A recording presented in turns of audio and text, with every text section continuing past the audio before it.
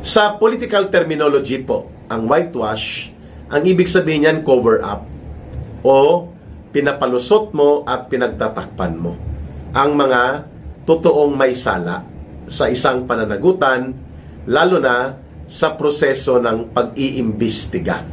So, obviously, ang reference ni Senator Alan Peter Cayetano ay ang naging kondukta ni Ping Lacson at ng kanyang grupo, sa kasama dyan si Tito Soto, si Itbulaga Senator Tito Soto, upang gamitin ang Senate Blue Ribbon Committee para i-whitewash, pagtakpan, pagtabon-tabunan at linisin ang kriminal na pananagutan ni Marcos Jr. at nila Martin Romualdez at na mga kasapakat nila na mga grupo ng sindikato na nauna ng ibinunyag at ibinisto ni Ginoong Saldico. Kaya naman whitewash, no? The whitewash master of whitening. Yan po ay isang political terminology. Whitewash, ang ibig sabihin po, cover up and palusutin upang itago ang pananagutan. Kaya whitewash, no? Ang tawag dyan sa terminolohiya na yan, sa investigasyon. Una, bilang patotoo dito, iugnay natin sa mga pangyayari kung bakit whitewash ang tawag ni Senator Alan Peter Cayetano sa naging kondukta at naging kagawian na ipinatupad ni Ping Lacson sa Senate Blue Ribbon Committee. Di po ba, kitang-kita naman na yung mga contractors na gustong tumistigo, led by the Diskaya couple, kung paano po ang sindikato ng pangungulekta at bintahan ng mga projects involving ang mga tauhan ni Romualdez, pinigilan ni Ping Lacson. Pinalabas niya na walang kredibilidad, pinakulong pa niya. But only to find out na mayroon pala siyang mga koneksyon sa Diskaya nung panahon ng elections noong 2025 dahil lumalabas na donors o nagbigay ng tulong di umano ang mga kontraktor kasama si Diskaya, ang mag-asawang Diskaya, kay Ping Lacson. Kaya ayaw niyang ipaharap ito ng masusi at nang ganun po ay mabigyan ng pagkakataon na maisalaysay at mailahad ang kanilang mga kaalaman. Di ba sinabi ng mga Diskaya couple na they were hoping na sa panibago sa ng Senate Blue Ribbon Committee, kung hindi po nilumpo at hindi po pinaralisa ni Marcos ang Senado at nakuha niya ang 3 Judas, the Diskaya couple and the other contractors are very much willing to testify, tell all sa Senate Blue Ribbon Committee, pero hindi po na kompleto ito, wala ng oras at hindi po na-maintain ang 13 senators at kung kaya po naagaw ni Marcos ang inisyatiba at na mga tauhan niya, yung kanyang 13 Judas na kulto ng senador, na mga senador ni Marcos, na ilibing at naibaon sa limot ang totoong pag-iimbestiga sa Senate Blue Ribbon Committee. Yan pong ibig sabihin ng whitewash. Pangalawa, nandyan po ang Cabral Files na ibinubunyag na rin ni Congressman Leandro Liveste, kung saan naglalaman po ito ng malalaking proyekto kung saan nasasangkot ang mga alleged na mga sindikato ng mga congressman at mga tauhan ni Marcos. At ito ay isang patotoo na talagang nationwide ang nakawan sa infrastructure projects, lalo-lalo na sa 3 nakaraang budget cycles.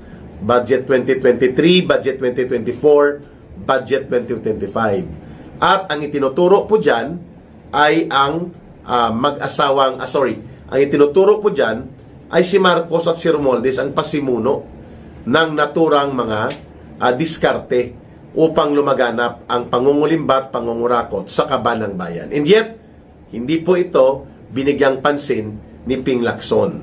Bagkos, hindi niya pinatawag ang mga nakakaalam sa Cabral Files at hindi niya naimbestigahan na ang maglolo na nasa Malacanang na sila ang mga isa sa itinuturong tagapagprotekta ni Marcos sa kanyang mga insertions at mga pangungulekta mula doon sa shares ng kinukulimbat nila Saldico at nila Romualdez, itong maglolo na si dating Executive Secretary Lucas Bersamin at ng kanyang apo sa pamangkin yata na si Adrian Bersamin. So, hindi na ito pinatawag. Pero sabi ni Ping Lacson sa kanyang isang expose, kunwari na privilege speech, ay mahigit 8 billion pesos ang kinasasangkutan direkta ng mga tauhan ni Marcos. Si Pangandaman, na dating budget secretary ni Marcos, si Lucas Bersamin, na dating executive secretary niya, at si Adrian Bersamin. However, nang tinanong siya ni Senator Marcoleta, ba't hindi mo sila pinatawag? Wala siyang maisagot. Yan pong ibig sabihin ng whitewash. Na nagkukunwari ka, nagpupustura ka, that you are interested to get into the bottom of the investigation, and yet you are doing the opposite thing. Hindi mo pinapatawag ang may mga direktang kaalaman. Ito pa, nang magtestigo si Sergeant Gutesa ng mga deliveries, at ito ay very shockingly pinpointing directly kay Marcos, kay Romualdez, at iba pang mga tauhan ni Marcos, bigla na lang question din ni Ping Lacson ang motibo ni Gutesa, ang authenticity ng kanyang revelations, at pati bigla na lang nawala si Gutesa. Pati ang pagpirma sa kanyang affidavit at pati na ang notarial services ay piniga ng piniga hanggang sa palalabasin na si Gutesa ay hindi kapanipaniwala. But alam natin na ayaw nila marinig ang iba pang detalye na nalalaman ni Sergeant Gutesa. At bigla na lang naglaho na parang bula, wala lang pakialam si Ping Lacson kay Sergeant Gutesa. Until lumantad ang 18 former soldiers, karamihan mga kasamahan ni Sergeant Gutesa sa Marines. At yun nga, nagpatotoo ng mas malalim, mas malawak at malubha ng involvement ng sindikato ni Marcos, ni Romualdez, ni Saldico, at ng lahat ng ito, subalit hindi rin po binigyang pagkakataon ni Ping Lacson na mapakinggan at makapagpahayag itong ating former 18 soldiers na naging whistleblowers. Ang baliktad, sila pa ang kinakasuhan, sila pa ang inaatake, sila pa ang dinidiscredit. So yan po ang ibig sabihin, mga kababayan, kung bakit tinawag ni Senator Alan Peter Cayetano na pang whitewash lang ang kakayanan ni Ping Lacson sa pag-handle ng tinatawag na Senate Blue Ribbon Committee investigation. Mabigat po ang ganong paglalantad at pahayag na ginawa ni Senator Alan Peter Cayetano, but it is the truth. Ang pinaka-objective una kung bakit inilunsad ni Marcos ang lumpuin at pagapangin ang mga senador na lumalaban sa kanya, yung Lusob Senado Part 2, kasi ang Lusob Senado Part 1, yung pagpapadukot sana kay Senator Bato de la Rosa, and then takutin ang mga senador na sumama sa kanya at nagtanggol. Nag-failure yun, nagkaputukan, nagkabarilan, nag-failure yun. Ngayon, nagkaroon ng panibagong atake. Ang inatake na ay mapigilan nila Marcos at ng kanyang mga tauhan na mga senadores ang pag-usad ng malawak at totoong investigasyon sa pagbubukas muli ng Senate Blue Ribbon Committee. That was a target initially. Hindi pa po ang impeachment kasi takot na takot sila Marcos at sila Romualdez and all those involved sa 1.5 trillion pesos o hanggang 1.9 trillion pesos na flood control scam na pwedeng mabulatlat at mabusisi sakaling lumantad muli ang iba pa mga testigo na binanggit ko kanina doon sa kung bakit tinatawag na whitewash ang kayang gawin ni Ping Lacson dahil kanyang pinagtatakpan, inililihis at nililinis ng para hindi sumingaw ang pananagutang kriminal na mga nasasangkot sa totoong katiwalian at mga pandarambong.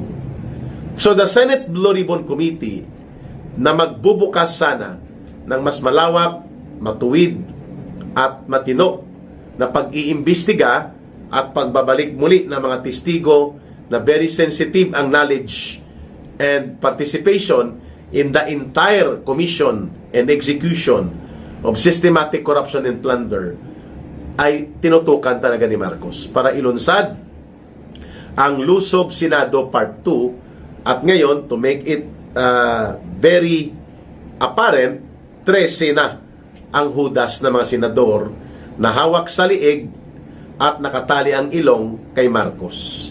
Wala na ang Senate Blue Ribbon Committee. At ang naiwan na lang itong 9 na mga senador. And they cannot anymore control yung committee chairpersons at mga bumubuo nito sapagkat they are now the new minority muli. At nakakulong pa yung dalawa. Yung isa pala nakakulong nang walang piyansa. Kawawa din itong si Senator Jinggoy Estrada at si Senator Bato de la Rosa nagtatago. Ngayon, nagtagumpay na si Marcos tactically doon sa maniobra na durugin at lumpuin ang kakayanan ng mga senador na hindi niya kontrolado at nagiging oposisyon sa kanya upang wag nang mabuksan pa muli ang Senate Blue Ribbon Committee. Nakatutok na sila ngayon dito sa pagdurog kay Sara Duterte sa proseso ng impeachment court.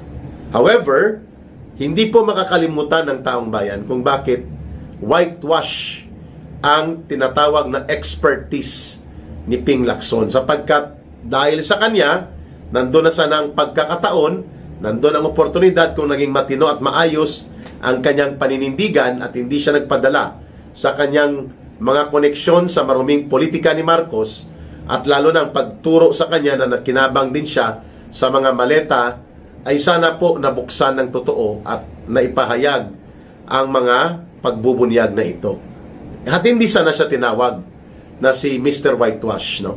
Mantakin mo, ayaw niya at hindi niya pinayagan at ng kanyang mga kagrupo na senador na mag-testify si Ginoong Saldico tell all via Zoom o anumang remote communication system na ginagawa naman dati yan sa panahon ng pandemic. Alam naman po niya, alam din po natin mga kababayan, na si Ginoong Saldico po ay nahaharap sa matinding panganib ng kanyang buhay sapagkat of all the witnesses na mayroon pong direktang kaalaman sa planning, pati po sa execution, for almost 2 years and a half na nakasama ni Marcos at Romualdez, si Saldico na sila din ang bumuo sa kanya para pangunahan at kontrolin ang Committee on Appropriations.